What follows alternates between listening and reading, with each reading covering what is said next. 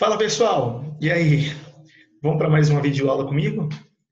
Vamos lá. O assunto que nós vamos ver hoje é um assunto também, gente, bem interessante aí, que a gente tem muita coisa para falar ainda. Então, é um assunto que chama muita atenção, que influenciou aí toda a América, né? É um assunto que influenciou toda a América Latina, América do Sul. Então, nós só podemos falar de um assunto que chama muita atenção, que chama-se a construção dos Estados Unidos, ou simplesmente a independência dos Estados Unidos, a formação dos Estados Unidos, né?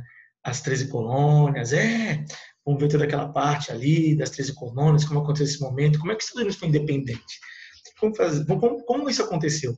Vamos lá então, vamos lembrar esses assuntos aí então, eu vou compartilhar a tela aqui com vocês agora, tá? Do meu slide que eu preparei aqui para vocês, sobre a independência dos Estados Unidos. Eu vou me colocar aqui no canto aqui, e então vamos lá, né? Deixa eu ver aqui. Vamos lá, deixa eu abrir aqui o slide. Vamos ver agora se saiu, não sei ainda. Pronto, olha aí, uma cortininha bem bonita aí, bem bacana, bem arrumada aí. E nós vamos ver aí então, aí gente, vamos ver aí esse assunto que chama-se tema a independência dos Estados Unidos, tá? Espero que vocês estejam me vendo aí direitinho. Não é preciso fazer muita questão de me ver não, né, gente? Mas deixa eu só diminuir um pouquinho e vou me colocar aqui. Pronto, aqui tá bom demais. Vamos lá, então vamos ver como aconteceu esse processo de independência dos Estados Unidos. Primeira coisa que a gente precisa entender sobre a emancipação dos Estados Unidos, né? A gente precisa compreender toda aquela influência dos iluministas, tá? Quando os iluministas começam aí, as suas ideias começam a se aflorar por toda a Europa, e obviamente que essas ideias também se espalharam aqui pela América. E as ideias essas ideias dos iluministas, como do Barão de Montesquieu, a ideia da separação dos poderes, né, entre executivo, legislativo e judiciário, né, como é que se chama, o regime aí, as ideias democráticas de Jean-Jacques Rousseau, o liberalismo de John Locke, né, o liberalismo econômico de Adam Smith. Então, todas as ideias um pouco mais, né, como eu disse, mais radicais de Rousseau. Então, essas ideias elas estavam aí florando na Europa, né, que influenciou ali a revolução, a independência independência não, as revoluções inglesas, Santa Revolução puritana, né, a Revolução Curiosa, tudo isso foi influenciado também pelas ideias iluministas, tá? Então, o iluminismo ele contribuiu bastante e também teve a sua influência aqui na América e principalmente nos Estados Unidos, tá bem? Então veja só, eu coloquei ali fatores da formação dos Estados Unidos. Vamos entender a formação, agitações e revoluções da Inglaterra no século XVII. As revoluções que eu acabei de falar, as revoluções inglesas aí, foram dos fatores, porque, gente, preste bem atenção aqui. As 13 colônias norte-americanas, tá bom? Aquelas 13 colônias estadunidenses, as 13 colônias estadunidenses ali, que eram 13 colônias da Inglaterra, né? O nome correto é esse, as 13 colônias da Inglaterra, todo o processo de emancipação, de independência, ele sempre espera o momento certo para fazer esse processo, a independência, né? Conseguir sua liberdade. Então tem que esperar um momento de fraqueza. E o momento de fraqueza foi justamente, como vocês podem observar aqui que eu coloquei, deixa eu ver se o mouse aqui me ajuda, dá para vocês observarem aí. Esse processo de independência que eu coloquei foi essas agitações que estavam acontecendo na Inglaterra. Ou seja, o dono dos Estados Unidos, os donos das 13 colônias, estavam numa crise ali. Uma crise social ali, né? A gente viu que Carlos I ele é decapitado, né? Todas aquelas agitações. Oliver Cromwell, aquela arbitrariedade de Oliver Cromwell. Então, as cabeças redondas, aquelas agitações, perseguições que estavam acontecendo na Inglaterra. As guerras aí com a França, né? A gente sabe que a França e a Inglaterra eram inimigas, e esses reis ali, por exemplo, na Revolução Gloriosa mesmo, na Revolução, desculpa, Puritana, a gente vai ver que o rei Carlos I, ele entra numa guerra contra a Escócia, porque tentou implantar ali a religião anglicana na Escócia, aí acontece uma revolução também na Irlanda, depois uma revolução interna dentro, né, uma revolta civil na Inglaterra. Então, obviamente que tudo isso os Estados Unidos eles se aproveitaram ali desse momento, né? Aproveita-se desse momento de fraqueza dos ingleses ali para poder começar a articular esse momento de emancipação. Mas claro, gente, que todo o processo de independência, de emancipação, já está dizendo, é um processo, não acontece da noite para o dia, ninguém acorda lá, fazer independência. Fazer independência, vamos lá, vamos se levantar, vamos se revoltar. Não, não foi isso que aconteceu.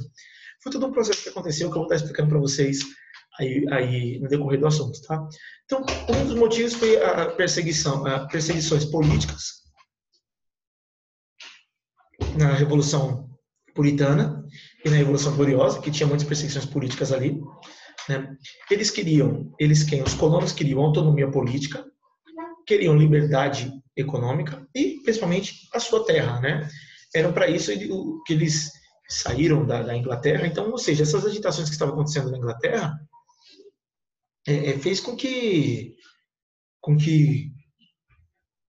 esses colonos, né, pessoas que acabassem fugindo da Inglaterra, com essas fugas, essas revoltas que estavam acontecendo na Inglaterra, fez com que essas pessoas fugissem para os Estados Unidos, né, para as 13 colônias, fugindo lá. E tem que lembrar que a Inglaterra, preocupada com a França, né, posteriormente nós vamos ver ali as guerras napoleônicas, isso depois da independência dos Estados Unidos, que aconteceu no dia 4 de julho de 1776, pelo menos a declaração de independência, a conquista é outra coisa, 1776. Então, tudo isso influenciou. Tá? Então, em busca de autonomia política, liberdade econômica e terra. Então, assim, como eu coloquei aqui, a gente vê os colonos chegando na América do Norte, fugindo dessas perseguições religiosas, em busca de novas oportunidades, fugindo dessas agitações, em busca de autonomia política, em busca de liberdade econômica e principalmente de terra. Então, esses foram alguns dos fatores da formação dos Estados Unidos. Os Estados Unidos ele começa a se formar aí com pessoas que fugiram, não só dos Estados Unidos, mas também de outros lugares da Europa. Vamos ver aqui. Pronto. Aqui, gente, deixa eu sair da frente de vocês. Deixa eu sair da frente de vocês aqui. Aqui eu mostro. Então, veja bem, gente. Os Estados Unidos que nós conhecemos hoje, era somente essa estreita faixa de terras aqui a leste, tá bom? 13 faixas de terra, que pega aqui da Geórgia, né, até Massachusetts. Então, eram essas 13 colônias aqui. Então, quando a gente fala da independência dos Estados Unidos, foi justamente essa parte aqui que conseguiu sua independência, tá? Foram essa parte aqui. Ainda essa parte aqui, né, a gente sabe que pertencia à Espanha. Depois eu mostro o mapa melhor para vocês se situarem. Então, as 13 colônias, a independência, aqueles grupos, aqueles estados, né, as colônias que fizeram sua independência, eram essas 13 aqui que eu estou mexendo para vocês. Tá bom? Vou voltar lá para cima do mapa. Vou me colocar ali e vou voltar para lá. Então, vamos lá, não estou atrapalhando ninguém. Então, veja, a leste da América do Norte, como eu coloquei aqui, basicamente, eu coloquei aqui para vocês, separei a economia, agricultura, pecuária, como está aqui, pesca, o comércio, usinas, né, moinhos, fábricas, papel e serrarias. Era o que eles tinham ali, a economia dessas colônias. Você pode ver que a gente percebendo aqui, gente, é bem mais avançada do que no Brasil, tá? Um processo bem mais avançado do que na colônia aqui no Brasil. Porque o Brasil, tanto o Brasil como os colonos portugueses aqui no Brasil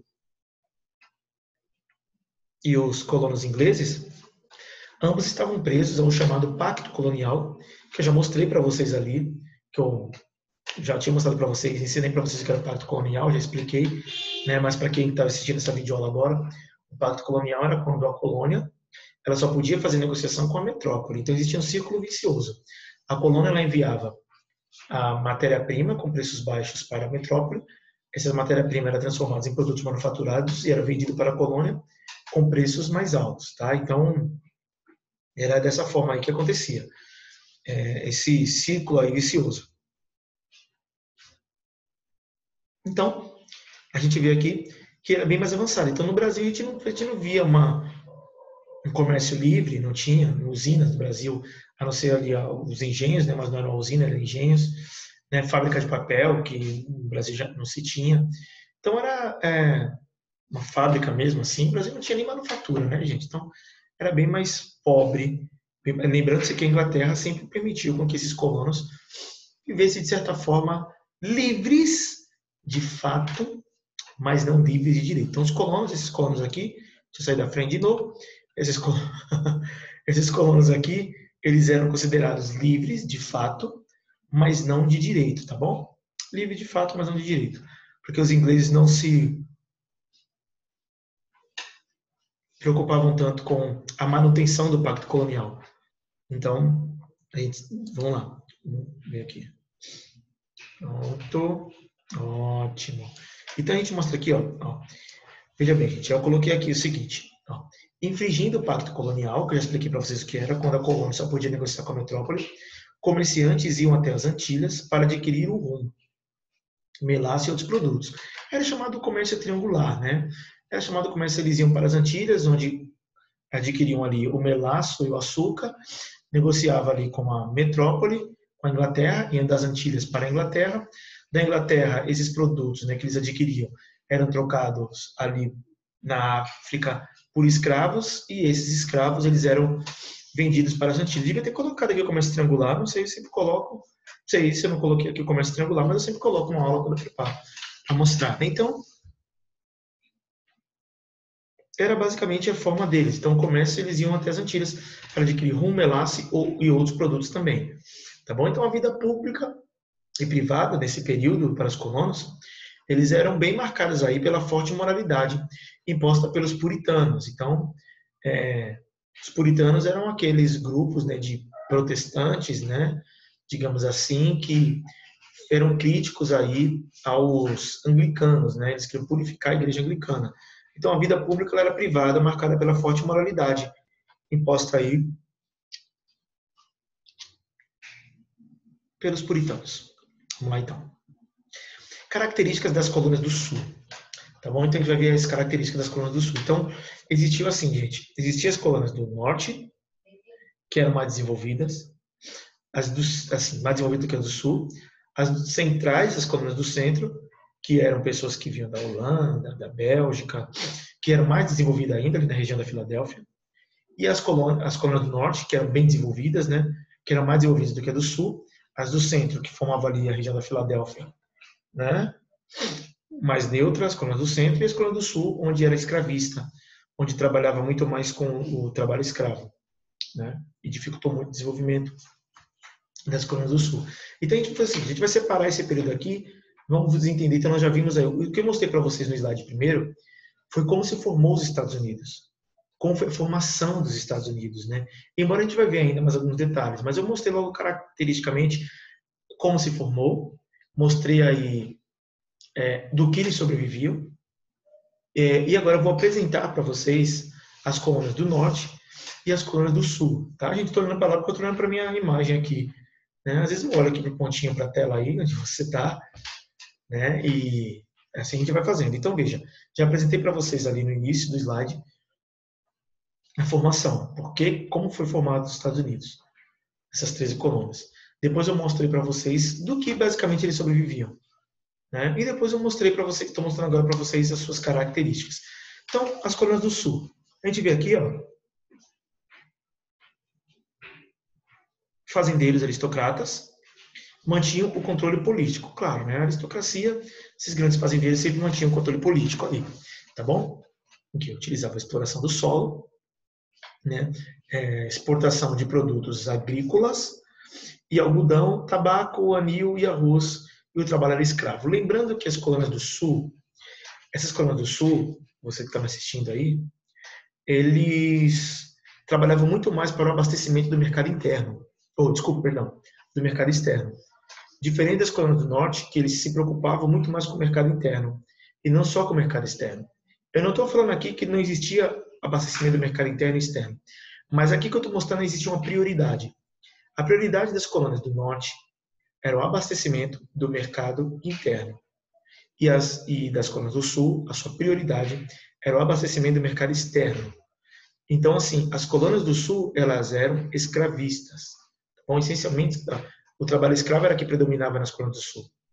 Enquanto já as colônias do Norte, já não era, existia muito mais trabalhos livres. Tá bem? O trabalho era livre ali. Então, aqui era do que eles trabalhavam. Vamos lá, então. Gostaram dos efeitos aí do slide?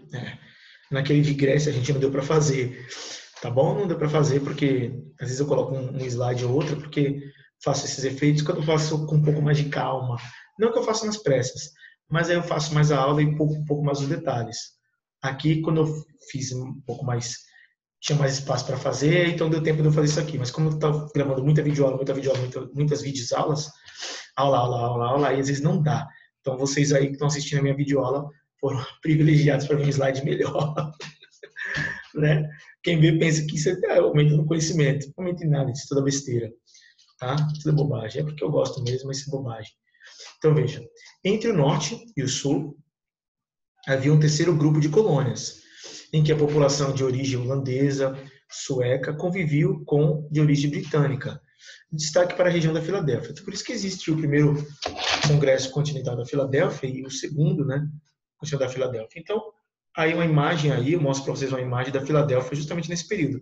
Gente, veja bem, Filadélfia, nessa época aí, como uma colônia, você pode ver a imagem aí, tá bom? De uma pintura da como era a Filadélfia na época, era extremamente desenvolvida, tá, gente? Muito desenvolvida demais, e era de dar inveja a qualquer metrópole, quer dizer, dar inveja não, mas não ficava para trás, digamos assim, de nenhuma metrópole europeia.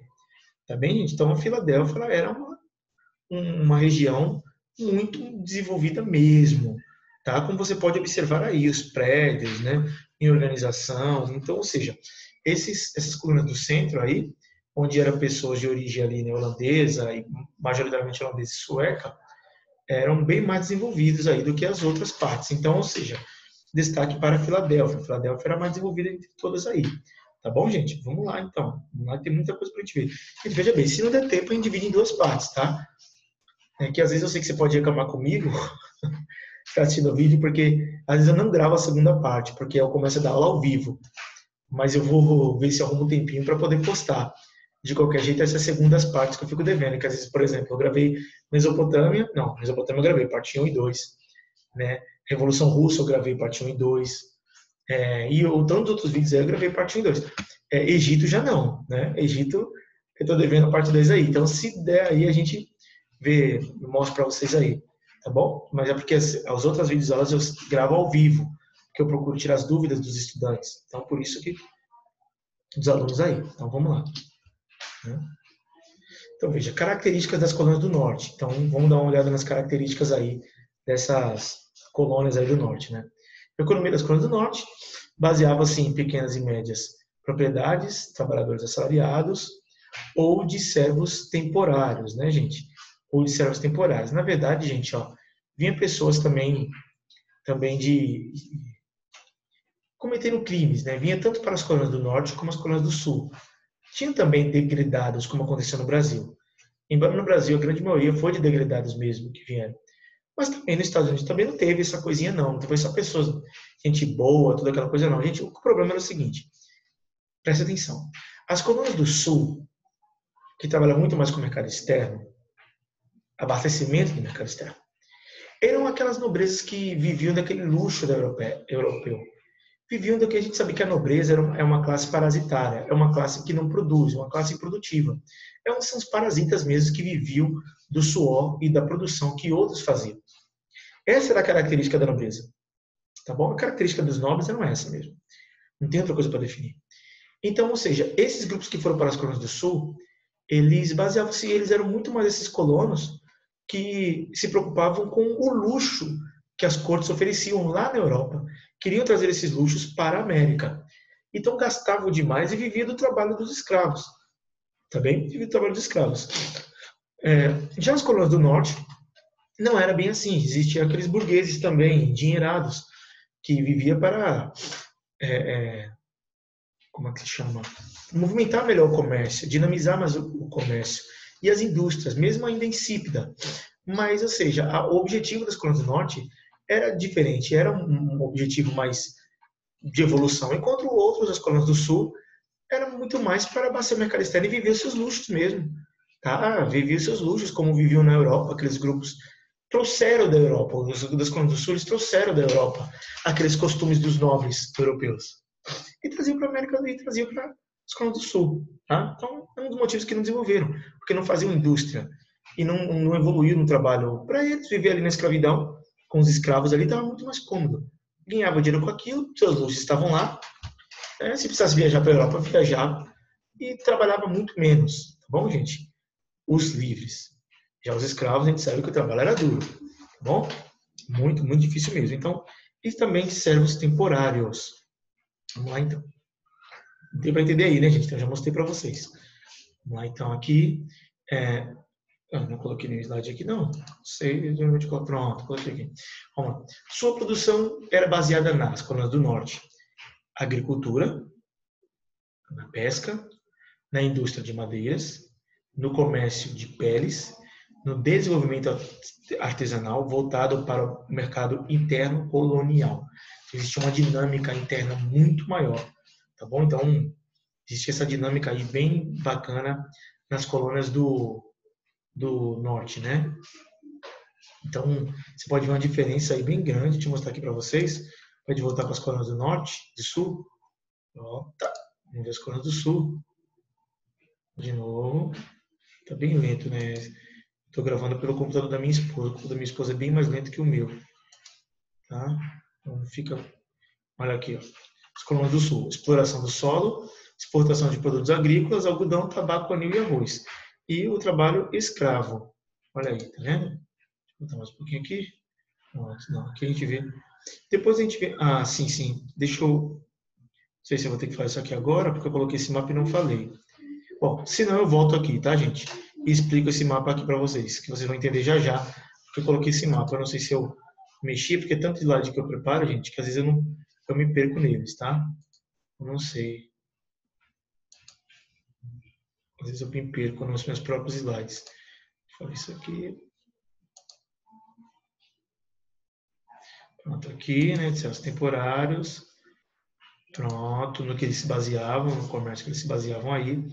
Mercado interno colonial. Vamos ver então aqui. Vamos ver aqui. A Guerra dos 7 Anos. Pronto, era isso aqui que eu ia falar. A Guerra dos 7 Anos. Deixa eu explicar logo isso aqui, gente, para vocês entenderem um pouquinho mais. Deixa eu me tirar aqui da frente do mapa, tá bom? Ó, gente, veja bem. As 13 colônias estão aqui, onde eu estou mostrando para vocês aí. As 13 colônias, tá? Estão bem aqui. Existiam aqui no Canadá colonos franceses que haviam chegado aqui no Canadá bem antes dos colonos ingleses. Bem antes mesmo, tá? Bem antes. O que acontece é o seguinte, então, enquanto eles não estavam avançando, não tinha conflito entre eles. E o que acontece? Esses colonos no Canadá, eles começam a descer aqui e formam a Louisiana, como você pode ver aqui. A Louisiana que vem em uma homenagem ao rei Luís, tá bem? Ao rei Luís, não me lembro, gente, se era o Luís aí. Acho que era o rei Luís XIV, não tenho certeza, gente. Então, bom, o rei Luís, não me lembro se era o Luís XIV ou era o XV. Então, ou seja, formaram aqui a Louisiana. Então, ou seja, na medida que eles vêm para cá, e aqui é um território indígena, tá bom, gente? Território indígena aqui, eles acabavam impedindo com que, e se eles ficassem aqui, você pode ver que mesmo que os colonos ingleses viessem para cá, tá? Mesmo que os colonos ingleses eles viessem para cá, logo a gente vai ver aqui que eles iriam limitar o acesso dos colonos ingleses a vir para essa região aqui, ó. Então, ou seja, os colonos franceses dominando esse local aqui, eles iriam disputar logo o território indígena a oeste, mas eles iriam ficar limitados por essa região aqui que você está vendo, ó, que eu estou mostrando aqui para vocês. Então, ou seja, eles iriam ficar limitados a essa estreita faixa de terras e iriam disputar esse mercado aqui. Então, ou seja, aconteceu a chamada Guerra dos 7 Anos, que foi uma guerra entre colonos franceses, que desciam do Canadá, aqui, contra os colonos ingleses. Como a Inglaterra e a França, elas eram inimigas, rivais mesmo aí, então a metrópole inglesa, ela deu armamentos e fez treinamentos para os colonos ingleses lutarem contra os colonos franceses. Lembrando que era uma diferença muito grande numérica. Os colonos franceses não passavam ali de 60 mil. E os colonos ingleses já tinham mais de 150 mil, tá bom?